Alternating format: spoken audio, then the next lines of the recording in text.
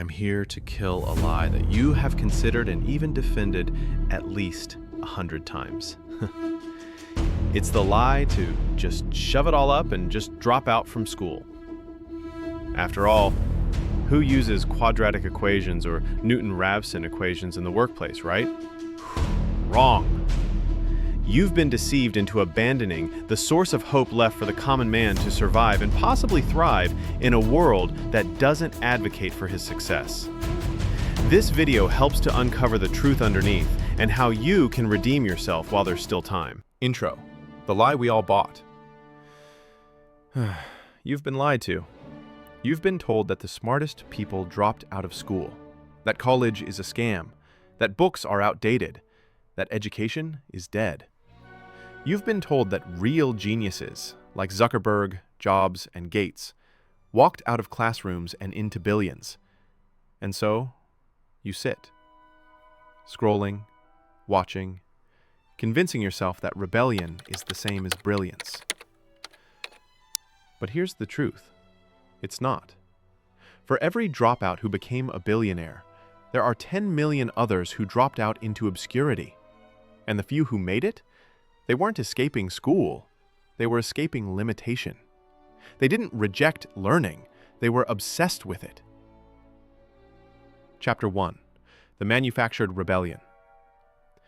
In 1928, Edward Bernays, the father of modern propaganda, wrote a book that changed the world. He said, "Those who manipulate the unseen mechanism of society constitute an invisible government." Think about that. Every generation has been told what to love, what to hate, what to buy, and what to believe. And one of the greatest manipulations of the modern era was the glorification of the dropout. Because rebellion sells. Discipline doesn't. It's easier to market freedom than formation. Easier to say, follow your passion, than master your craft. Easier to idolize Zuckerberg than to study the systems that made Harvard a magnet for such minds. Bernays' philosophy became the foundation of all modern marketing, from Apple's Think Different to YouTube's algorithm of outrage. You were taught that authority limits you, when in truth, structure is what builds you. Even the serpent in Eden whispered the same propaganda. You can be like God if you ignore his instruction. And ever since, humanity has been repeating that same lie, confusing rebellion for revelation. Chapter 2: The Outlier Illusion. Malcolm Gladwell wrote in Outliers that success isn't magic, it's context. It's the 10,000-hour rule, the unglamorous hours of repetition that separate amateurs from masters. Bill Gates? He had access to one of the few computers in the world at age 13 in 1968. Steve Jobs? He grew up in Silicon Valley, surrounded by engineers and visionaries. Mark Zuckerberg? He didn't drop out of Harvard to chase an idea. He dropped out because Harvard had already given him the network and credibility to execute it. They didn't reject learning. They outgrew the classroom because their learning had already reached a higher gear. But here's the trick. Media shows you the dropout moment, not the years of apprenticeship that led to it. You see the billion-dollar smile, not the midnight breakdowns. You see self-taught, not obsessively studying manuals, patents, and biographies. That's why Outliers matters. It exposes the myth of self-made men. No one is self-made. We are shaped by family, by culture, by opportunity, by grace. So when you drop out without a foundation, thinking you'll be like them, you're not being bold, you're being blind. Chapter 3: The Work Nobody Sees. Robert Greene wrote in Mastery that every great person first endured a silent apprenticeship. Years of obscurity, repetition, and invisible progress. It's the same pattern that Jesus lived before the miracles. 30 years of carpentry before 3 years of ministry. Think about that. Even the Son of God did not bypass the workshop. The lie of our generation is speed. But growth doesn't happen at the speed of Wi-Fi. It happens at the speed of discipline. Cal Newport calls it deep work, the ability to focus without distraction on cognitively demanding tasks. He says it's a superpower in an age of shallow distraction. Yet today, we multitask ourselves into mediocrity, worshiping efficiency while killing excellence. The reason most people never see results is simple. They quit during their apprenticeship. They confuse boredom with stagnation, discomfort with misdirection. They want the reward without the routine. But the war of art reminds us, resistance always shows up right before breakthrough. As Stephen Pressfield put it, the professional loves it so much he will endure adversity to keep doing it. You want to be free? Then you must first master your prison, your distractions, your impulses, your ego. Statistics says only 1% of people watching this will subscribe, 10% will like it, 0.1% will share it. But you? You're not the regular 99%. You understand systems. You see the design. You know that if you don't act on truth when you hear it, it slips away like a seed on concrete. So if you're still here, prove you're the exception. Subscribe, like, share, and keep watching. Because what's coming next will not only shift how you see education, it'll redefine how you see your calling. Chapter 4. The Delusion of Ease. Modern culture worships comfort. We've been trained to crave shortcuts, passive income, overnight success, manifestation. But the millionaire next door shattered that myth long ago. Real wealth hides in plain sight. It wears old shoes, drives used cars, reads daily. Thomas J. Stanley discovered that the average millionaire doesn't win by risk, but by rhythm. They read 30 minutes a day. They invest 15% of their income. They live below their means. No dopamine, just discipline. James Clear echoed it in Atomic Habits. You do not rise to the level of your goals. You fall to the level of your systems. Our ancestors understood this, that wisdom builds houses, not hype, that one who neglects instruction despises his own soul. But we, the screen generation, scroll through 10 million ideas and execute none. We binge motivation, but starve execution.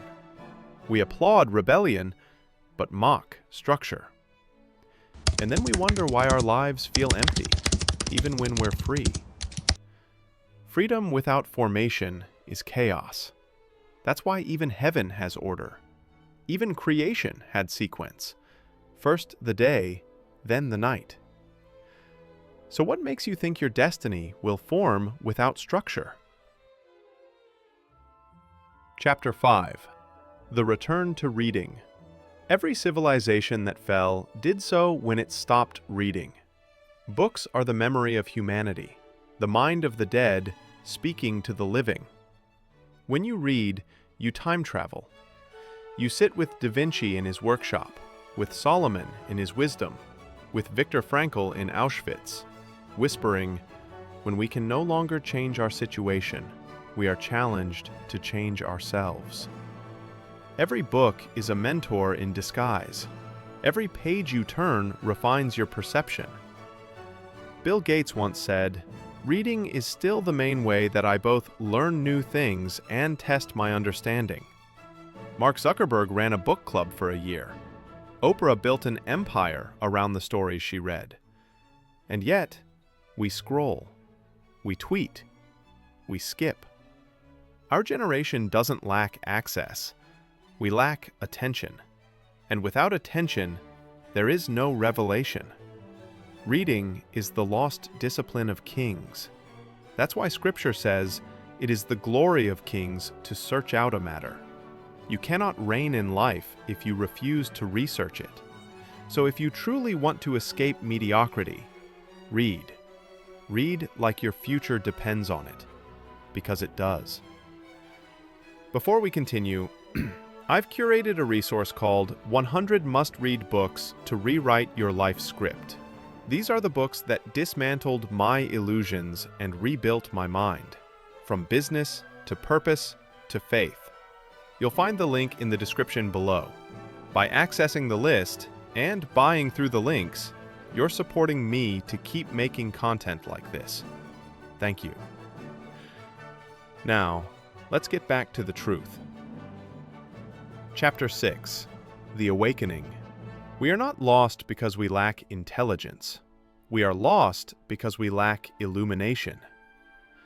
The dropout lie isn't just about education. It's about rebellion against order, against wisdom, against process. It's the same spirit that makes people reject mentorship, despise discipline, and crave shortcuts. But purpose doesn't come from rebellion. It comes from revelation. The same Bible that says, "Study to show yourself approved," also says, "By wisdom a house is built, and through understanding it is established." That's the divine pattern. Learn, apply, build. In Principles, Ray Dalio wrote, "Pain plus reflection equals progress." That's not far from Scripture. That suffering produces endurance, endurance character, and character hope. True wisdom transcends GPA. It's not about schooling. It's about schooling yourself. Education is not confinement. It's formation. So if you're still blaming your school, your city, or your circumstance, stop. The classroom isn't your enemy. Your complacency is. Chapter 7. The Final Revelation. We've reached a generation that mistakes exposure for experience and knowledge for wisdom. We've built altars to influencers and buried mentors. We glorify self-expression while despising self-discipline. And yet, the truth has not changed. Books still hold power. Wisdom still builds nations. And every dropout who ever made history first mastered learning. So stop romanticizing ignorance. Stop believing the lie that structure kills creativity. Stop worshiping exceptions while ignoring the rule. You are not called to mimic rebellion. You are called to master revelation. Because in the end, it's not rebellion that sets you free. It's truth. And as one ancient teacher said, "You shall know the truth, and the truth shall make you free." If this message stirred something in you, don't let it fade. Subscribe now. Not for me, but for you. Go download the 100 Must-Read Books resource in the description. Start reading. Start thinking. Start mastering.